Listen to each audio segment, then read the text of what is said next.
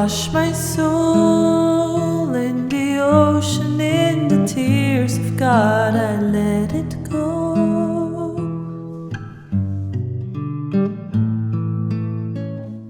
Hello, my astrology friends. This is Lada from AstroLada.com, and these are your astrology videos for April 2022. The April 2022 is full of new beginnings again. All planets are moving direct, so we're continuing into new territory, a lot of new unexpected events for the whole world, but for us personally as well, where we're required to adapt and to act very fast, and we'll be surprised constantly. And the eclipses are starting. The eclipses! The whole financial situation and economy might be shaken. We already can feel it a month before that with an eclipse in Taurus, and we all have to adapt very quickly. Let's find out how it will affect you personally. It's going to be a very exciting month. And Jupiter Neptune conjunction, wow, this is divine blessings that are given to us. They almost like can fall on our lap, and divine intuition. So let's see how to adapt. But first I wanted to excitedly to tell you that I'm doing a course of 6 months. Me personally, I rarely do courses, that how to interpret the natal chart, the AstroLada method. We're going to be using all techniques that I've gathered from Western Babylonian, Greek, Vedic astrology that work the best, and I'll teach you these techniques, how to read a natal chart, to put it together, to make sense of it. And you need to know minimal astrology, what the signs are, what the planets are, what the houses mean. And I will teach you my methods, and we'll look at different life themes, how to look at love, how to look at career, and how to, if you're analyzing a chart, what's the most important things, where to start, and how to answer questions of astrology very easy.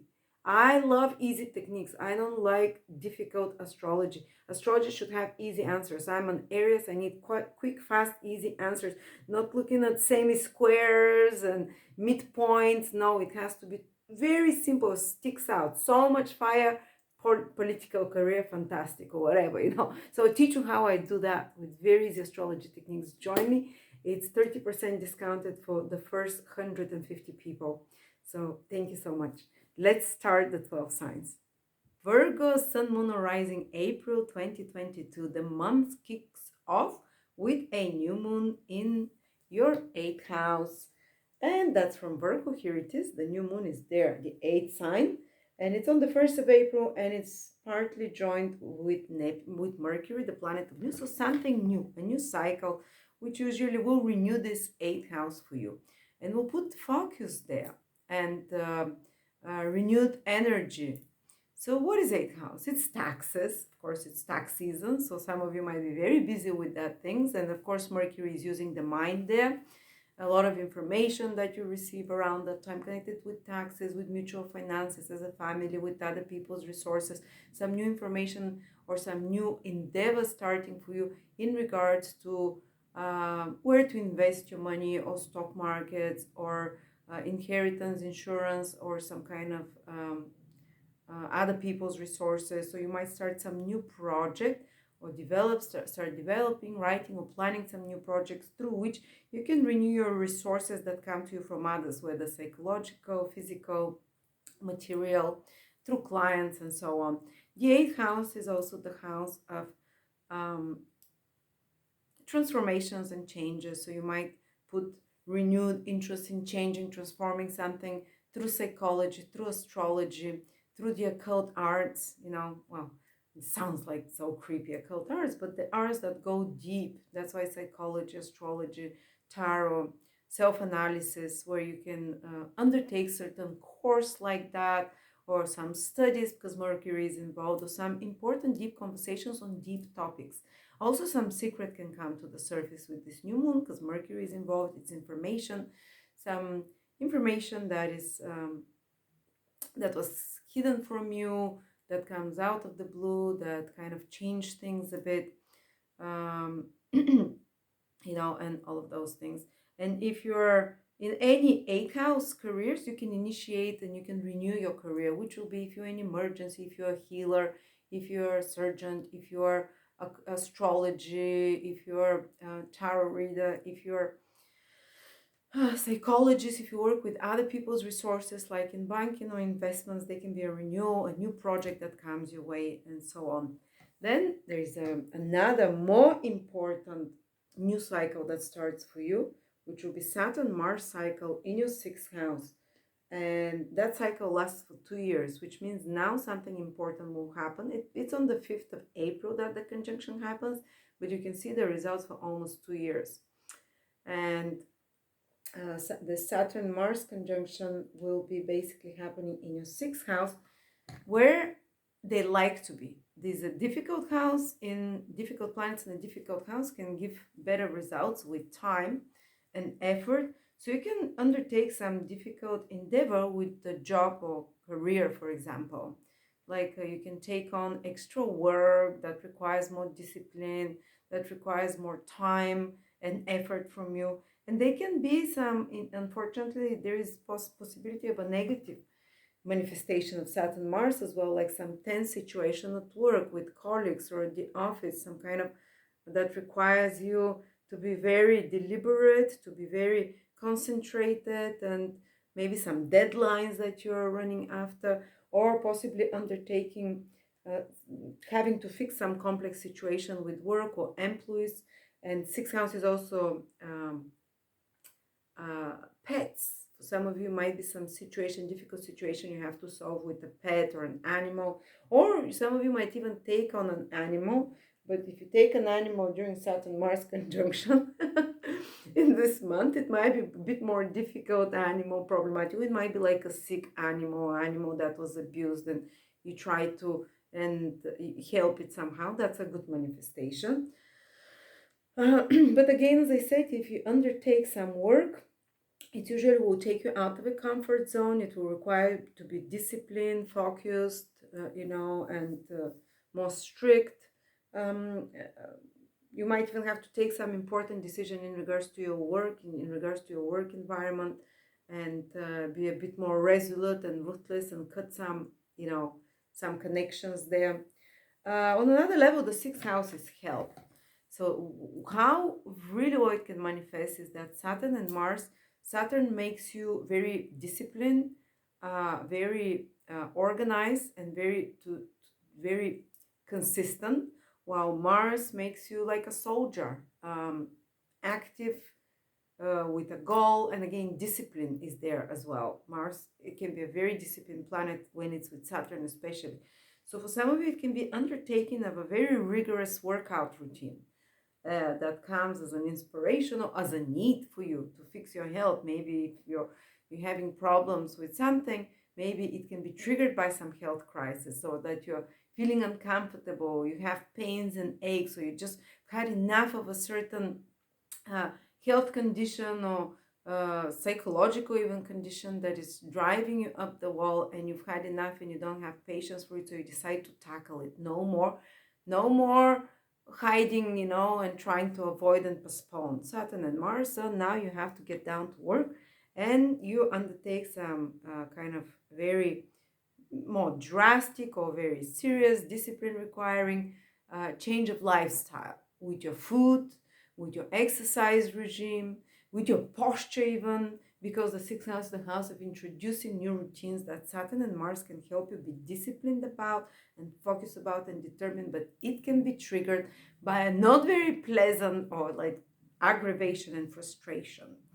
And the results might take a year or two to see, but you will usually, when you start on the Saturn Mars in the sixth house, usually will be like you can Iron Man, you can iron will, as they call it. All right. And then you can also tackle in a lot of problems. For a sixth house is like something needs to be fixed, to be arranged, to be. So you can use this energy, for example, to clean your house, because Mars is physical energy, Saturn is cleaning. Perfect. Use it to do some spring cleaning, or to do some, reorganization of things around you and ordering. That can be a very good way to spend that energy, so it doesn't hit your health or work problems and such things. So because the sixth house is also house of accusations, being accused of something or being criticized, so hopefully it manifests in the most positive way. And then there is another very big thing that it directly influences you. That's the Jupiter Neptune conjunction. I don't have my Jupiter, but Venus will be also there in your seventh house. That's directly making a major aspect towards you. And this is the house of relationship. And this cycle will be 13 years long.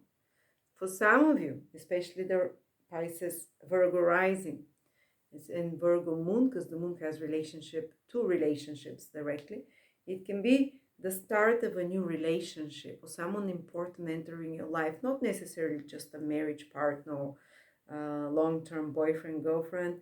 It can be a business partner or someone you can collaborate with, or the start of some relationship that will be defining for you. And that brings a lot of gentleness to you because it's triggered by Neptune and Jupiter. And this, especially the later born Virgos, can feel this. Those that are 20 to 28 degrees, let's say, of Virgo, 27 degrees, yeah, around there, because Jupiter and Neptune will be around those degrees. They meet at 24 degrees in Pisces. But I would say for all Virgos, because it's going to happen in their seventh house, there can be some kind of a new phase that starts in their relationships. And there is this Neptunian Jupiterian influence. Neptune is unconditional love, Jupiter is wisdom and blessing. So I hope that you might attract a gentle soul partner, business partner, someone that is more artistic, more musical, more spiritual. Important spiritual person can enter your life. Now, Pisces has connotations of loss. So even the conjunction, which is new beginning, and Jupiter and Neptune, there can be some kind of a dissolution that happens initially of an existing relationship, but it's only to make space for a more, it will be a dissolution of maybe even disappointment in an existing relationship or contract or agreement, but it's almost like Jupiter and Neptune will free you from some contract or business obligation or collaboration or personal relationship or very personal friendship that maybe has outlived its value for you, and maybe it feels like it's been binding, and it will feel like a liberation. Yes, it can look like a loss, but internally you would realize that it's a liberation of a sort, because Jupiter and Neptune liberate, remove barriers. And for some of you it can start like that, but it's only to make space for more gentle people to enter your life, ones that take care of your soul more, ones that are more aligned to a higher vibration of love, of kindness. And such people can appear, gentle, loving people around you this month. You can notice this. So some blessing can come to you, like help and support can come to you from another person. Or if you start some collaboration with another, especially on things that are not so competitive, that are not so go-getting. You can do collaboration on art, on music, on healing, on some business that is, again, to uplift the soul, to heal of some sort. And as I said, some of you might even meet like a soulmate, like partner, that you feel, wow, I feel unconditional love with them. Wow, it's like a gift from God to me. I wish it for all of you. I hope it's not the loss energy that you have to experience first of that, but there is, Neptune, Jupiter carries sometimes that energy. But yeah, it's for some of you, it can be like a fairy tale energy that happens. And that comes to you through another person. So it's almost some kind of blessing that comes to you from another person, some spiritual wisdom or forgiveness. Or some of you can be able to forgive someone and release that pain created from a relationship and release that person. Not necessarily even physically release them, but release an aspect of a relationship that has been heavy and that they've been worrying about, and approach the relationship in more unconditional way and in more forgiving way. All right, and then the last thing that is very important, Virgos, is that the Sun and Moon will form with the North Node Rahu and Uranus an eclipse. The eclipses are starting, and it's going to happen in your ninth house. That's on the 30th of April, the end of the month. eclipse season, guys. But for you, it's making a trine to your sign. It does not directly harm you, which is good. If anything, this eclipse is about new beginnings because it is with Rahu to gain something, to experiment, to try something new. And Uranus is as well, try something new out of the blue. So they can be, and this eclipse will influence you for 1 year. So around the end of April, the start of May, there can be some changes happening on your with your belief system. You starting to study or undertake some higher knowledge, like some course or class, decide to pre-qualify. It might be preceded by a crisis. Eclipses can trigger a crisis that tells you, wow, I have to change the direction in my life, a crisis, a fate, a crisis of how you perceive reality and your future in it, because this is the ninth house. What is how you see yourself in the grander scale, how you can contribute, and what your path that is most aligned to your true self is. And there can be some deep realizations about your true nature and about your purpose in life, because the ninth house is about purpose, about meaning, which can trigger you on a path within a year of learning something new or undertaking some travels that can be very surprising. They happen fast, where they can really shift your perspective. I've noticed that when after people experience some kind of crisis, I've seen, and they feel stuck in it, either divorce or loss of identity, job, whatever.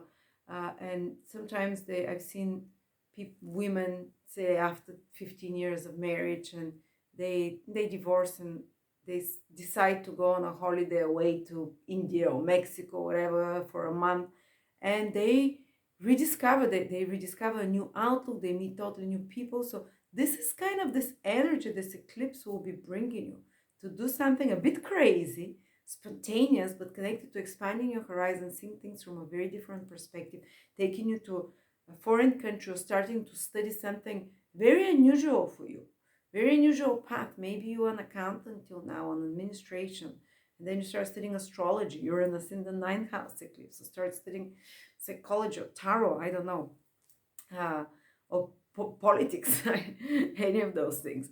And so that's another thing. And another way it can play out is your belief system, we said, foreign travel, learning something new. Eclipse there, in extreme cases, it can be because ninth house is father figures, some crisis with a father figure or with a teacher figure. But because it's with Rahu, I think something new is coming, like finding a teacher figure, finding a new inspiration in your life, finding a new cause or a reason to wake up in the morning. But that it can be preceded by some shocking kind of surprising developments. So there you go. This is my horoscope for you. If you want to use this eclipse full moon and start studying something new, come and join me on my course from exactly after the eclipse, March the 4th.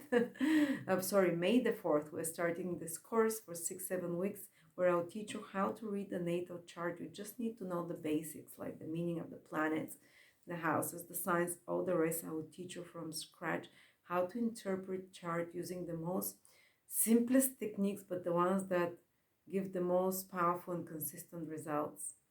Thank you so much.